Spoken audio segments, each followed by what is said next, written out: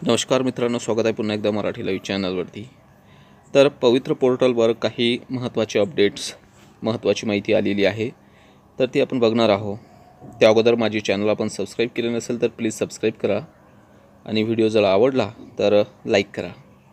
तर बघा, इथे 6 पॉईंटपर्यंत आपल्याला ज्या महत्त्वाच्या सूचना दिल्या होत्या अगोदर त्या जुन्या आहेत, परंतु 6 नंतर ज्या महत्त्वाच्या सूचना इथे दिल्या गेलेल्या आहेत त्या मी इथे तुम्हाला वाचून दाखवतो आहे।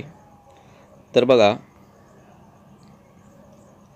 7वा मुद्दा आहे की पवित्र प्रणालीमार्फत पदभरतीबाबत विविध न्यायालयीन प्रकरणे सुरू आहेत, तसेच उमेदवारांची स्वतःची माहिती बदल मागणी आहे, तसेच उमेदवारांना प्राधान्यक्रम देण्याच्या संगणक प्रणालीचे काम सुरू आहे इत्यादी कारणांमुळे माननीय उच्च न्यायालयाच्या प्राप्त होणाऱ्या आदेशाच्या अधीन राहून उमेदवारांना प्राधान्यक्रम भरण्याची सुविधा माहे एप्रिल 2019च्या दुसऱ्या आठवड्यात देणार आहे। म्हणजे इथे आपल्याला एक गोष्ट समजते की माहे 2019च्या दुसऱ्या आठवड्यामध्ये प्राधान्यक्रम जो आहे तो इथे आपल्याला भरता येणार आहे, कारण माननीय उच्च न्यायालयाच्या प्राप्त होणाऱ्या आदेशाच्या अधीन ही गोष्ट आहे। म्हणजे जिथे 7व्या मुद्द्यामध्ये स्पष्ट दिसते आहे की एप्रिल 2019च्या दुसऱ्या आठवड्यामध्ये इथे आपल्याला प्राधान्यक्रम देता येईल। 8वा मुद्दा सांगतो आहे की ज्या उमेदवाराचे अर्ज यापूर्वी प्रणालीवर नोंद केलेले आहेत अशा उमेदवारांना स्वतःची माहिती मध्ये बदल करायचा असेल अथवा अद्ययावत करायची असेल, ती माहिती अपडेट करायची असेल तर त्यांना विभागीय शिक्षण उपसंचालक स्तरावरील पवित्र मदत कक्ष जे आहे येथे यापूर्वीच सुविधा सुरू करण्यात आलेली आहे। म्हणजे तिथे जाऊन आपण बदल करू शकतो, आपली माहिती अद्ययावत करू शकतो किंवा त्यामध्ये चेंजेस करू शकतो।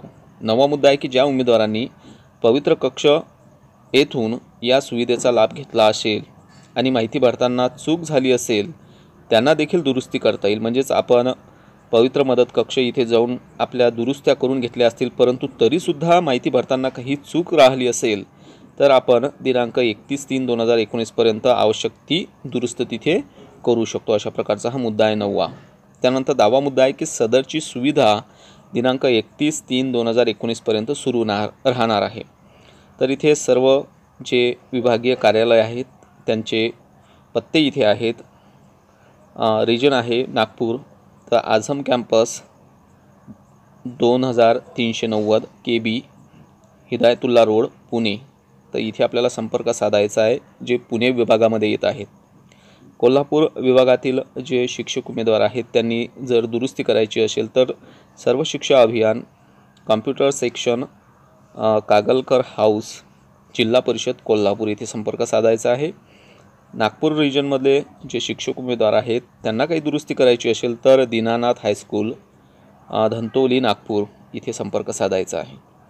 औरंगाबाद विभागाचे जे शिक्षक उमेदवार आहेत त्यांनाही काही बदल करायचे असतील तर office of the deputy director of education near Bhatkali gate Aurangabad इथे संपर्क साधायचा आहे।